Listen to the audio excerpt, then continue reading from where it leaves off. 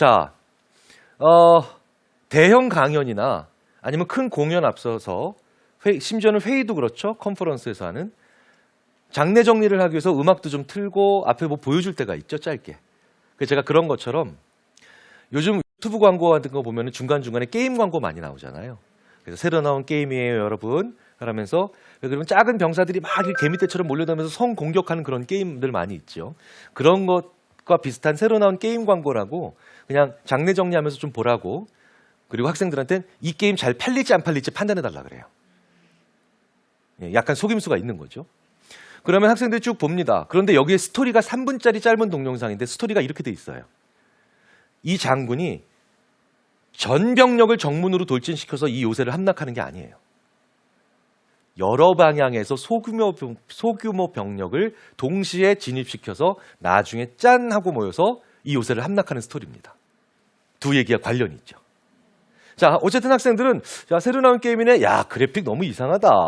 저 애니메이션 캐릭터는 이쁜데 뭐 이렇게 반응하면서 3분짜리 동영상을 별 생각 없이 봐요. 자, 그리고 난 다음에 전 이걸 끄고요. 그 다음에 이제 강의를 시작합니다. 일부러 강의 내용을 요즘 젊은 대학생들 이래서 안 돼라고 하면서 미움받을 만한 내용을 강의를 해요. 막 이렇게 강의를 하다가 한 10분 정도 하다가 저 레이저로 종양을 제거해야 되는 문제를 이제 갑자기 학생들한테 줍니다. 자, 이러면요. 이젠 10%가 아니라 30%가 문제를 해결하는데 진짜 가슴 아픈 건 70%가 여전히 문제를 못 풀고 있어요. 자, 그런데 이 70%까지 포함해서 전원 다 문제를 해결하는 데는 제가 딱 한마디만 더 해주면 됩니다. 여러분, 10분 전에 봤던 동영상이 힌트예요. 그럼 전원 다 문제를 해결합니다.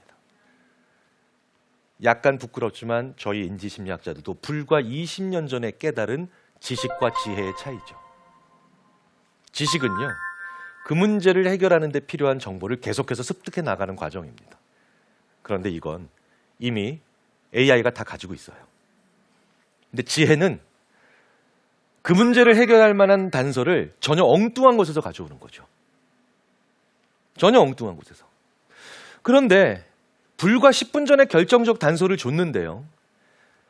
70% 학생들은 여전히 못 가져왔죠. 무슨 얘기입니까? 나는 지금 의료 영역의 문제를 해결하고 있는데 내가 지금 10분 전에 들었던 결정적 단서는 게임 동영상 내용이니까 분야가 다르니까 안 가져다 쓴다는 거예요.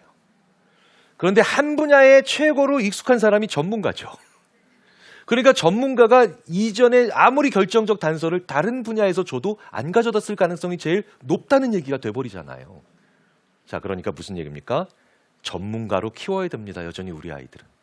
그런데 전혀 엉뚱한 다른 분야의 단서를 가져올 수 있는 이 30%의 전문가가 되면 이제 우리 아이들은 이 지구상에서 가장 소중한 인재가 되겠죠. 그렇다면 그 30%를 에 해당하는 아이들이 어떻게 만들어지는가만 제가 보여드리면 되잖아요. 근데 그 단서를 제가 발견하고 같이 발견했던 곳이 바로 이곳의 EBS 0.1%의 비밀 편이에요. 저 엄청난 친구들, 0.1% 안에 들어가는 저 엄청난 친구들이 어떤 특징을 가지고 있는가를 야심차게 살펴봤었죠. 그때 저희도 되게 처음에는 힘들었습니다. 왜냐하면 저 친구들이 어마어마한 친구들이잖아요. 일단 제목 자체가 안 보고는 못 버티는 제목이기도 하죠. 그런데 IQ든 부모 학력이든 소득이든 성격이든 큰 차이는 별로 없다는 거예요. 주목할 만한 차이가 없습니다. 얘네들이 전원 IQ 180이면 설명이 쉽죠. 그렇죠? 그런데 의외로 이런 요소들에서 차이들이 안 나서 고민을 하던 차에 아주 재미있는 차이점 하나를 이 제작진께서 저한테 가져왔고요. 저도 그걸 본 순간 야, 내가 왜 그 생각을 못했지라고 하면서 제 무릎을 쳤죠. 왜? 제 지도 교수님이 저한테 박사과정 하던 6년 내내 하셨던 말씀이거든요. 제 지도 교수님이요. 인지심리학자인 저에게 마찬가지로 인지심리학에 저보다 훨씬 더 선배였던 제 지도 교수님이 처음 해주셨던 말씀이 이거였어요. 세상에는 두 가지 종류의 지식이 있다. 첫 번째는 내가 알고 있다는 느낌은 있는데 남들한테 설명을 못하는 지식이야. 두 번째는 내가 알고 있다는 느낌도 있지만 남들한테 설명도 해줄 수 있는 지식이야. 두 번째만 네 지식이야. 첫 번째는 뭔가요? 그건 네 자신에게 네가 속고 있는 거야. 알고 있다고. 그런데 그 다음 말이 떠올랐어요. 그런데 그걸 누구에게나 설명해 줄 수 있으면 그건 지혜야. 왜냐면요. 설명을 할 때요. 정말 못 알아듣는 사람들이 있거든요. 정말 어렵게 얘기를 해, 아무리 내가 힘들게 얘기를 해줘도 못 알아듣는 사람들이 있거든요. 그게 바로 누군지 아십니까? 나랑 격차가 많이 벌어져서 나한테 도움이 안 되는 친구들이죠. 그런데요. 그 친구들한테 설명하면 내 설명이 다 막혀요.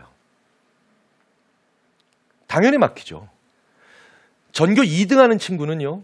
이 0.1%의 입장에서 보면 내 말을 귀신같이 알아듣는 친구들입니다. 그래서 이 아이들이 늘 설명을 다양한 아이들한테 한다는 걸 방송에서 저희들이 보여드리고 난 다음에 제가 더 큰 관심이 생겨서 제작이 끝나고 난 다음에 제가 개인적으로 이 그룹에 해당되는 수준의 아이들이 어느 정도까지의 아이들에게도 계속 설명해주고 있는가를 봤더니 전교 꼴찌하는 아이가 와서 친구가 와서 물어봐도 조금도 개의치 않고 친절하게 설명해주는 아이들이 다반사였어요. 공부해보셔서 다 아실 겁니다. 하지만 이건 직장에서 일을 설명할 때도 마찬가지예요. 전교 1등을 당연히 하는 저 0.1% 아이가요. 전교 2등 하는 친구한테는 설명할 때 설명이 막힐 수가 없습니다. 야, 이래서 Y잖아 라고 하면 그래서 그 다음에 X제곱이었군. 이 얘기 안 해준 것도 턱하고 나오게 되죠. 그렇죠? 근데 전교 꼴찌는 어떤 친구들이겠어요? 심지어 이런 아이들도 있더라고요. 질문을 이렇게 해요. 야, 그 X 옆에 있는 2는 왜 이렇게 쬐끔해? 그 다음 말이 더 재밌더라고요. 3년 전부터 궁금했는데 물어볼 데가 없었어. 심지어는 제가 되게 친한 수학과 교수님 한 분이 계셨는데 그때 이후로 그 다음 해에 저도 이런 게 있어서 그게 왜 작을까 했는데 수학과 교수님한테 한번 여쭤봤더니 저를 쓱 쳐다보시더니 나 수학과 들어가기 전부터 작았다. 됐냐? 이러고 가시더라고요. 그런데 그걸 설명해 줘야 됩니다. 얘가 그날 저녁에 위키피디아 들어가더라고요. 그리고 수어의 기원이라는 챕터를 열어보더라고요. 그리고 아리스토텔레스부터 훑어보더라고요. 그리고 그 15세기와 17세기 사이에 수많은 수식의 기호가 결정되던 그 시기에 수학자들이 대부분 부업으로 시계수리를 하는 직업을 많이 가졌답니다. 그리고 또 천문학을 많이 공부했대요. 그래서 시계수리해야 되는 이 톱니바퀴에 돌아가는 모양과 천문학적인 별의 형상들이 수학 수식 기호를 표시하는데 대단히 많은 영향을 줬다는 문건들을 쭉 읽어보고 다음날 가서 그 얘기를 해주고 있더라고요. 더 재밌는 건 그 학교 수학 선생님 세 분이 옆에서 와 대박 진짜였어? 그러고 듣고 있어. 이 아이는 천만금을 주고도 얻을 수 없는 새로운 전혀 다른 방식의 지혜를 지식이 아닌 지혜를 자기보다 훨씬 떨어지는 친구의 질문을 무시하지 않음으로 인해서 가지게 된 거였고요. 제가 처음에 말씀드렸잖아요. 성격은 변할 수 없어도 이타심, 협동성, 사회적인 교류에 관련된 것들은 얼마든지 부모님과 함께 키워갈 수가 있고 그게 있으면서 그 친구는 점점 더 성장하는 거라고 말씀을 드렸죠. 그 아이가 전교에서 꼴찌하는 친구를 무시하는 이기적인 아이였다면 절대로 이런 일은 일어나지 않았을 겁니다. 저희 심리학자들이 왜 이타적인 사람이 점점 더 지혜로워지는가를 연구하기 시작하면서 깜짝 놀랐죠. 왜? 실제로 사실인데요. 그 이유가 바로 이런 장면 때문입니다. 나한테 도움이 안 되는 사람의 질문에도 전혀 무시하지 않고 성실히 답변을 하는데 그 과정에서 기원과 본질을 물어보는 이런 처음 받아보는 질문을 받아들고 그 질문에 대한 고민을 하면서 내가 하는 일과 공부에 대한 완전한 이유에 점점 더 가까워지는 거예요. 그래서 약간 어른들의 세계로 넘어가 볼까요? 저는 수많은 기업에서요. 임원은 정말 그 회사에서 높은 위치가 시작되는 거죠. 임원으로 승진하신 분들한테 강의를 들 때 제가 지금 말씀드렸던 내용을 꼭 말씀드립니다. 그러면 이분들이 바로 왜 이 말을 들어야 되는 또 다른 중요한 분들인지 아시겠죠? 이분들이 전문가로서의 자기의 능력을 최대한 잘 발휘해서 임원 되신 거예요, 오늘. 그런데 전문가인 임원이요. 전문적인 능력을 잘 발휘해서 이렇게 리더의 위치에 앉게 되면 가장 먼저 맞이하게 되는 달콤한 유혹이 뭐냐면 이젠 내 말을 잘 못 알아듣는 사람들은 내 옆에 두기 싫어집니다. 그리고 내 옆에 두지 않을 수 있는 정도의 힘이 내가 생겨요. 그 유혹을 이겨내야만 두 번째 더 중요한 자리로 가실 수 있는 거예요. 그런데 그 유혹을 이겨내지 못하고 내 말을 귀신같이 알아듣는, 얘는 내 머릿속에서 들어갔다 나온 것 같아 라는 얘기를 칭찬만 받을 수 있는 그런 친구들만 내 곁에 두신 분들은 절대로 나의 설명은 맡기지 않고요.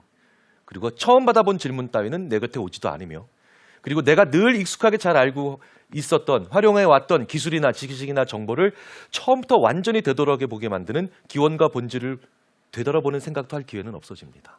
그리고 그분들은 거기서 평범한 임원으로서 몇 년 후에 대부분 저를 다시 보실 수 있는 위치가 아닌 곳으로 되게 되더라고요.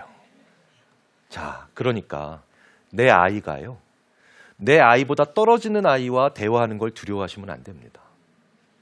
내 아이에게 도움되는 아이들만 우리 어른들의 눈으로 생각해서 만나게 하시는 것도 내 아이 앞길을 막으시는 거예요.